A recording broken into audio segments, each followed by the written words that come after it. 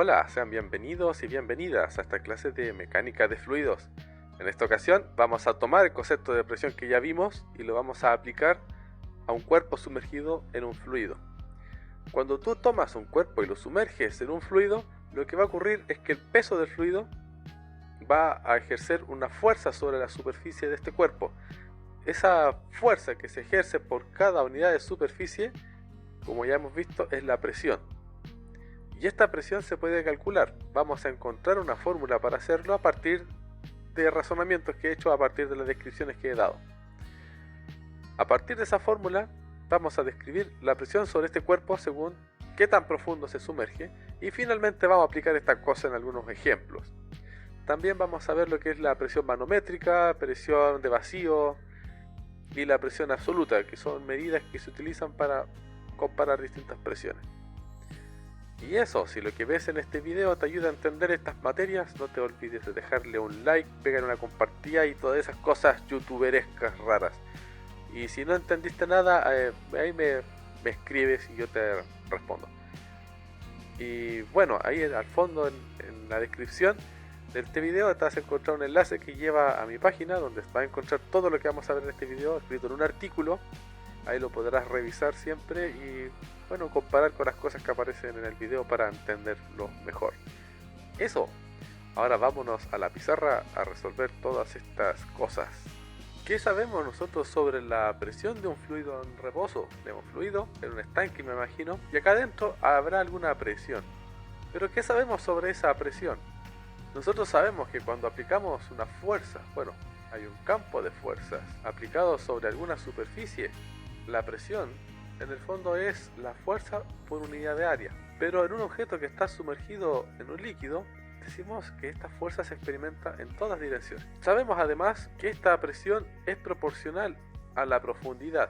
Y aquí está una profundidad h, el líquido o fluido tiene una densidad ρ, entonces la presión actuando sobre este objeto va a ser igual a ρh, donde ρ es la densidad del fluido, que es la constante de gravedad, y h será la profundidad, ¿no es cierto? Ahora, nosotros nos podemos hacer la pregunta, ¿qué relación tiene esto con esto de acá? Son dos fórmulas que hablan, parece que de lo mismo, pero no parecen estar relacionadas, al menos no a primera vista, no se parecen en nada. En primer lugar, aquí ni siquiera te aparece un área, aquí sí. Y acá no somos capaces de ver una fuerza, aunque si tomamos atención, acá hay metida una fuerza, porque recordemos, ρ es masa por unidad de volumen. Entonces si multiplicas ρ por g, esto es lo mismo que masa por gravedad partido por volumen. Y esto es la fuerza peso. Ahora, como esta fuerza peso se distribuye sobre un cierto volumen, uno podría decir que esta es una densidad de fuerzas, pero eso aún es un poco oscuro, ¿no es cierto? Suena un poco extraño. ¿Qué relación hay entre estas dos cosas? Es lo que vamos a ver. ¿Y cómo podemos inferir esta fórmula? O sea, ¿por qué esta cosa es así y no de otra forma? Nosotros ya sabemos que la presión tiene esta estructura porque es una fuerza distribuida en un área, pero sería bastante agradable saber por qué esta fórmula tiene esa estructura y no otra cosa. Para resolver este problema podemos imaginar la siguiente situación. Voy a poner aquí un contenedor. Dentro de este contenedor voy a colocar un pequeño cilindro. Esta área de acá arriba va a ser A. Y esta cosa está sumergido en un fluido. Está sumergido en un fluido. Y esta cosa estará a una profundidad H. Eso mide H, la profundidad. Entonces, ¿qué ocurre sobre este objeto que está sumergido en el fluido? Sobre él van a actuar algunas fuerzas, ¿no es cierto? Las voy a dibujar en azul. Está actuando el peso del líquido que está por encima de él. Ahora, como a toda fuerza-acción le corresponde una fuerza-reacción, por el principio, la tercera ley de Newton, por debajo también le va a llegar una fuerza. La de arriba está asociada al peso del líquido que está por encima, y la de abajo está asociada a la reacción, ¿no es cierto? Porque este cuerpo está en reposo, la reacción. Entonces, si está quieto, está sintiendo una fuerza tanto por arriba como por abajo. Ahora, ¿quiénes ejercen esa fuerza? Esta fuerza es ejercida por el líquido que está contenido en este cilindro imaginario que está justo por encima. Ese cilindro imaginario de líquido o de fluido es el que está cargando su masa encima de este otro cilindro material. Y lo mismo ocurre por abajo. Ahora estas dos fuerzas, la de peso y la de reacción, son iguales en magnitud pero contrarias en sentido.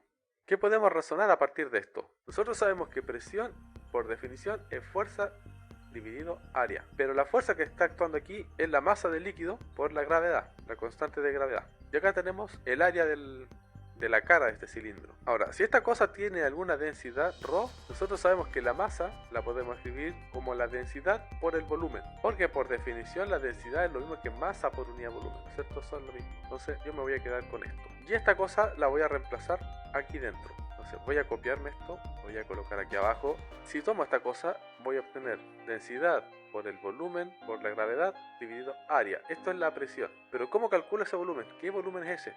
Es el volumen del líquido que está justo acá arriba. Ese volumen. Sucede que este volumen es el área de la base de este cilindro por la altura del cilindro. Entonces, si reemplazo esta cosa aquí, esto queda densidad por el área, por la profundidad, por la gravedad. Todo esto dividido área. Las áreas se matan y queda la fórmula ρGH, que es la fórmula que ya conocíamos. Entonces, en realidad, estas cosas sí están conectadas.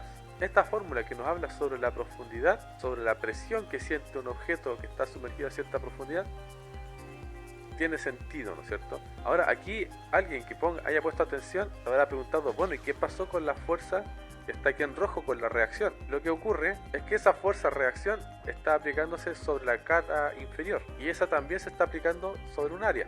Si aplicamos el mismo razonamiento, nos vamos a dar cuenta de que es igual, el razonamiento va a ser el mismo. Pero lo voy a mostrar ahora. Como esta cosa tiene la misma magnitud, también va a ser mg. Vamos a poner aquí presión inferior, por poner un nombre. La presión que llega por abajo. Como la fuerza de reacción es igual a la fuerza acción, esa también va a ser mg. Y también se está aplicando sobre un área. Como la masa también corresponde a esta cosa de acá, porque este de aquí es quien genera la presión, no corresponde a lo que está acá abajo, sino a lo que está acá arriba. Porque esta fuerza roja es consecuencia de lo que pasa aquí arriba, porque es la reacción al peso del líquido que está por arriba. Entonces también vamos a tener la misma de allá, ρVG partido por ahí. Y el ρ ya sabemos, digo, el B es área por altura o profundidad. Y se matan y quedan igual. ρGH. Ahora alguien podría preguntar, bueno, si tengo las dos presiones y las sumo, ¿no debería darme dos veces? La respuesta es no. ¿Por qué no? Porque si tomo las dos presiones al mismo tiempo, eso significa que estoy sumando las dos fuerzas. Estoy sumando las dos fuerzas, pero sobre el doble de área. Es como que hago esto. La fuerza de peso más la fuerza reacción. Pero ahora esta cosa se está aplicando sobre el área de arriba y sobre el área de abajo. Así que aquí tengo que poner dos veces el área. Esto sería la presión total, si lo quiere decir. Como ya vimos, nos va a dar dos veces ρGH. Activo por dos veces el área, por dos. Entonces se van a matar y te queda ρGH de todos modos. Entonces da lo mismo como las razones, esta cosa siempre te va a conducir a la misma fórmula. Yo aquí he mostrado la forma más sencilla de llegar a ella, solamente tomando la presión que viene desde arriba. Porque la que viene desde abajo no va a producir nada especial. Ahora, ¿qué pasa con los costados? Esa es otra buena pregunta. Bueno, como nosotros estamos hablando de peso, el peso está dirigido hacia abajo. Como es normal a la superficie, esa cosa no va a generar presión. Así que eso lo podemos ignorar. Ahora, lo que sí va a pasar es que la cara de arriba va a tratar de juntarse con la cara de abajo debido a la presión. Y eso va a tender a deformar el cuerpo. Entonces, de todos modos, esto sí va a sentir un efecto debido a la presión. Si lo ponemos aquí en grande, la fuerza aplicada así y la fuerza aplicada así va a intentar apachurrar esta cosa. Entonces te va a empezar a abrir, se va a empezar a romper. Imagínese aplastando un pan con palta. Vea lo que pasa con la palta. Algo parecido va a pasar con el objeto sumergiéndose. Ya, entonces, para sintetizar. Si tenemos un fluido, no importa su naturaleza, lo que importa es que tiene que estar en reposo. Y dentro de este fluido sumergimos un objeto a una profundidad h, este va a sentir una presión. Esa presión es igual a la densidad del líquido o de fluido por la gravedad por la profundidad. La densidad es propia del medio o fluido. El agua tiene su densidad, el aire tiene su densidad, mercurio, todas esas cosas tienen su densidad. Esta cosa es la constante de gravedad terrestre. Y es igual a 9,8 metros sobre segundo cuadrado. Y esta es la profundidad. El ρ va a cambiar dependiendo del líquido que utilice. Entonces, si utiliza un líquido distinto, tiene que buscar la densidad, la puede encontrar en internet. La G no va a cambiar nunca porque siempre va a estar en el planeta Tierra. A menos que se vaya a otro planeta, ahí va a cambiar el G. O a menos que suba una montaña extremadamente alta, pero va a cambiar muy poco de todos modos. Y el H, bueno, es característico del ejercicio, ¿cierto? ¿Dónde pongo el objeto? Si lo pongo más profundo, va a sentir más presión. Supongamos que a la llanta le echas unos 34 psi. El psi es otra medida de presión, en pulgadas. Libra por pulgada cuadrada. Esta cosa, un PSI, equivale a 6.894,76 pascales. Entonces, supongamos que le echas un PSI, 34 PSI a la llanta. Le echas 34 PSI. Esa presión que estás midiendo en el interior de la llanta no es la presión total, sino más bien es una presión relativa. ¿Relativa a qué? Bueno, relativa al exterior. Hay una diferencia de presión entre aquí afuera y dentro. Esa diferencia de presión es de 34 PSI y es lo que mantiene inflada la rueda. Si la presión es menor, la rueda se empieza a aplastar, ¿cierto? Se empieza a desinflar. Y si es muy mayor, la rueda se hincha demasiado. Sucede que existen varios tipos de presión coexistiendo. En realidad son varias formas distintas de medir la presión. Está la presión absoluta, está la presión manométrica, más la presión atmosférica. La presión absoluta, que es la presión total actuando sobre un cuerpo que estuviera sumergido en el interior de la llanta, sería la presión manométrica más la presión atmosférica, o sea, la presión que mide la maquinita, ¿no es cierto?, el manómetro, más la presión atmosférica. Esa sería la presión absoluta. La presión manométrica lo que hace es medir la diferencia de presión, la presión absoluta menos la presión atmosférica. Bueno, aquí lo puedes entender a través del álgebra, este pasa restando para el otro lado, ¿no es cierto?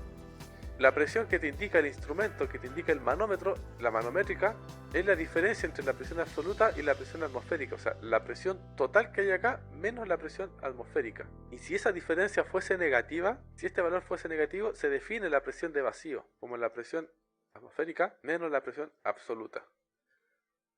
Entonces, tienes tres tipos de presiones. Está la absoluta, que es la suma de la que te dice el instrumento, más la presión de la atmósfera. Está la presión del instrumento, la manométrica, que es la diferencia entre la absoluta y la atmosférica. Y está la de vacío, que es el negativo de la manométrica, por decirlo así. Pero esta se da cuando esto de aquí es negativo. ¿Cuándo ocurre eso? Imagínate que tienes un estanque, pero este estanque es rígido. Imaginemos que está abierto, aquí hay una apertura. Entonces, como el aire es libre de entrar y salir, la presión fuera es la misma que la presión dentro. ¿Qué quiere decir esto? Que la presión manométrica es igual a cero, a pesar de que la presión total sí es positiva, es la atmosférica. Pero ahora pesquemos esta misma cuestión, tapamos esta cosa, le colocamos una válvula y un motorcito que extraiga el aire que está en el interior, lo tire fuera. Lo que va a pasar es que la presión en el interior va a ser menor, va a bajar. Vamos a tener que la presión absoluta, que es igual a la presión manométrica menos la presión mágica, más la presión atmosférica, esta cosa va a empezar a bajar porque le estoy quitando el fluido que tiene dentro que produce presión en el interior. Entonces, si yo despejo la presión manométrica, esta va a ser presión absoluta menos la atmosférica, lo que va a pasar es que la presión atmosférica es mayor que la absoluta, porque yo he extraído el fluido que estaba aquí dentro que producía presión en el interior, lo he sacado fuera. En realidad quien está soportando la presión atmosférica es este contenedor. Pero este contenedor es rígido, así que no se va a deformar. Si yo le conecto un manómetro, el manómetro se va a tirar hacia los negativos, ¿no es cierto? La aguja del manómetro, aquí está el cero, la aguja se va a ir para atrás. Le van a pasar cosas raras. Entonces, para esos casos, nosotros tenemos la presión de vacío, que es la presión atmosférica menos la presión absoluta. Esta presión de vacío va a dar un valor positivo. Ya, ahora, estas cosas no se entienden del todo bien hasta que se hacen ejemplos. Así que vamos a revisar un ejemplo de estas cosas. Un par de ejemplos. Ya, ejemplos. Un señor acaba de construir una piscina de 39 pies de largo, 28 pies de ancho y 5.2 pies de profundidad. Y tiene las siguientes dudas. ¿Cuáles son sus dudas? Sucede que este señor se compró una bomba para la piscina.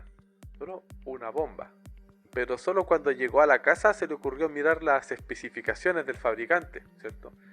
Las especificaciones del fabricante dicen que la presión manométrica no puede superar los 0,193 atmósferas. Entonces, compré una bomba cuyas especificaciones dicen no superar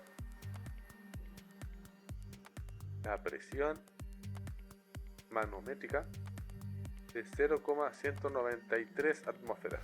Ahora, ¿cuál es la duda? Si este tipo compró la bomba a la piscina es para instalar en la piscina para mover el líquido, ¿no es cierto? La pregunta es, ¿podrá conectar esta bomba al fondo de la piscina? Bueno, para saberlo tenemos que ver la presión manométrica en el fondo de la piscina, ¿no es cierto? Aquí está la piscina, ahí está el agüita y según la profundidad va a sentir una presión, ¿no es cierto? Pero además está la presión atmosférica. Entonces, la presión total es igual a la presión manométrica más la presión atmosférica. Ahora, ¿cómo determinamos la presión manométrica? La presión manométrica va a corresponder a la presión ejercida solamente por el líquido de la piscina. Yo le sumo otra cosa, le sumo la atmosférica, obtengo la presión absoluta. Entonces, en este caso, tengo que la presión manométrica es igual a ρGH. Para calcularles esto necesitamos algunos datos, ¿no es cierto? Necesitamos la densidad del agua, necesitamos la constante de gravedad y la profundidad.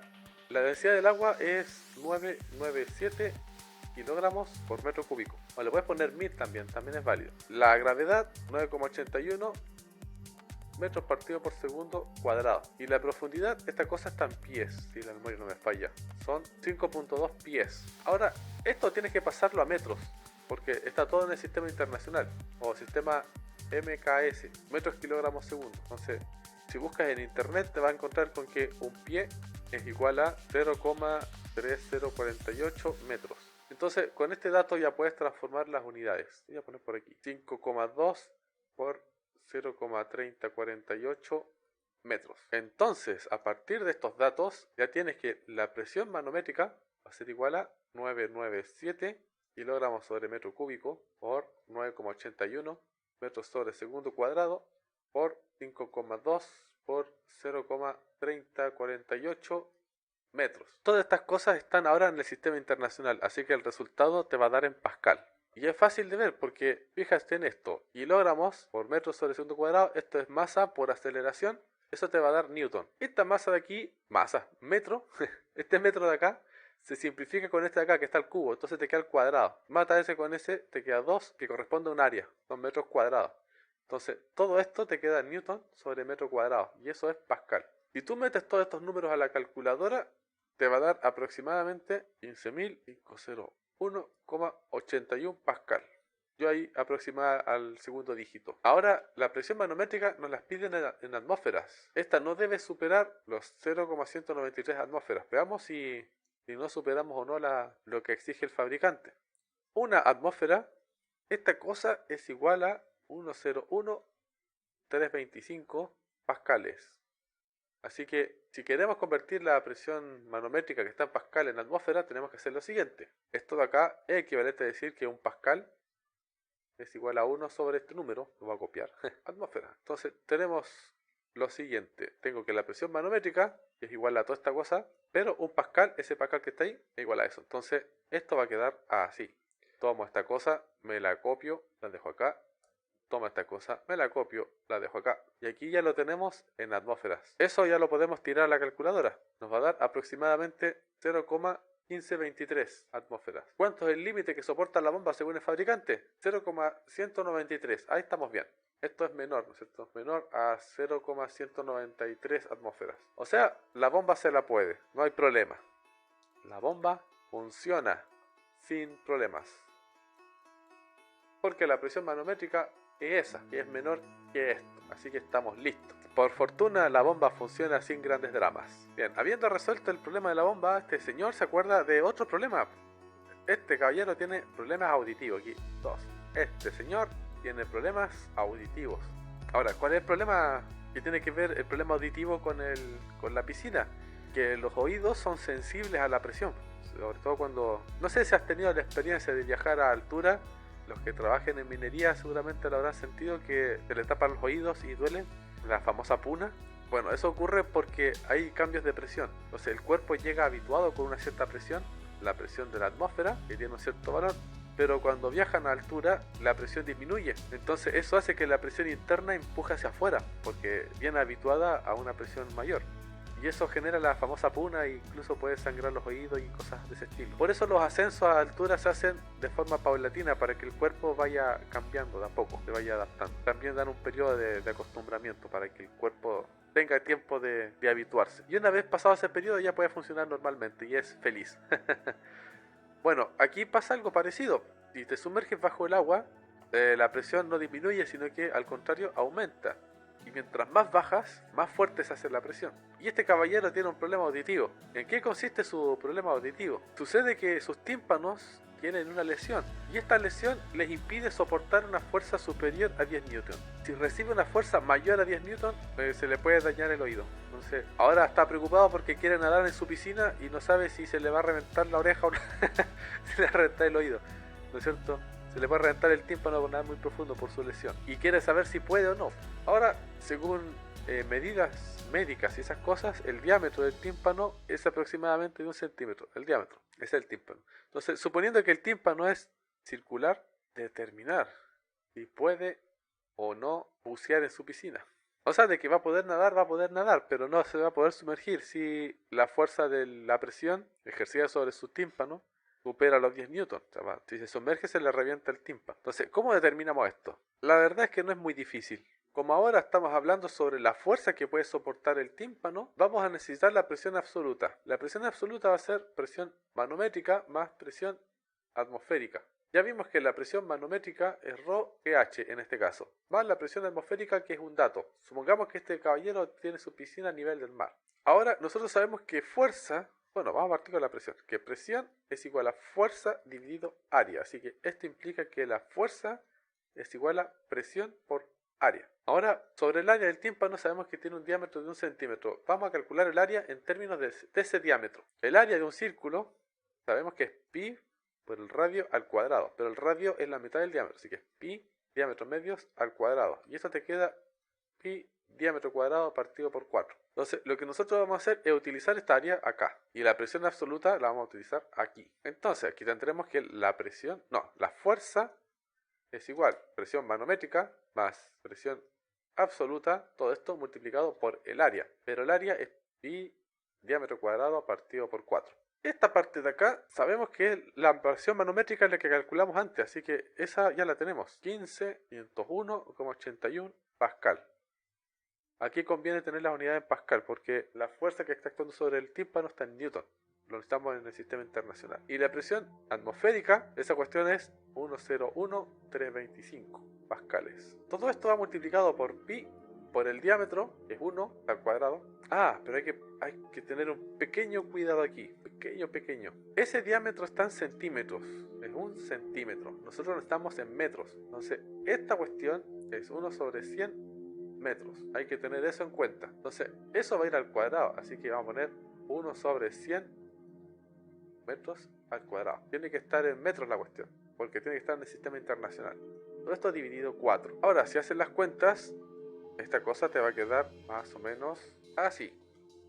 Esto que está acá te va a sumar 116.826,81 pascal. Este 100 está al cuadrado, así que te va a dar 10.000. Y lo va a pasar dividiendo ahí abajo, así que te va a quedar 40.000. Y todo esto va a estar multiplicado por pi. Lo puedes reemplazar por 3,14. Ahí. Este metro lo colocas aquí al cuadrado, ¿cierto? Metro cuadrado. Pascal por metro cuadrado son newton. Así que ya puedes multiplicar todos estos números en la calculadora. Y hacer las cuentas te va a dar 9,17 newton. Y de aquí tenemos que esto es menor que los 10 newton que puede soportar, ¿cierto? Es menor a 10 newton, pero está cerca, ¿no es cierto?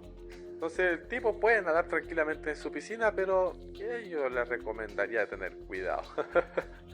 Pero puede, o sea, todo le salió bien al final del día. Bien, dejaremos esto hasta aquí por ahora. Adiós.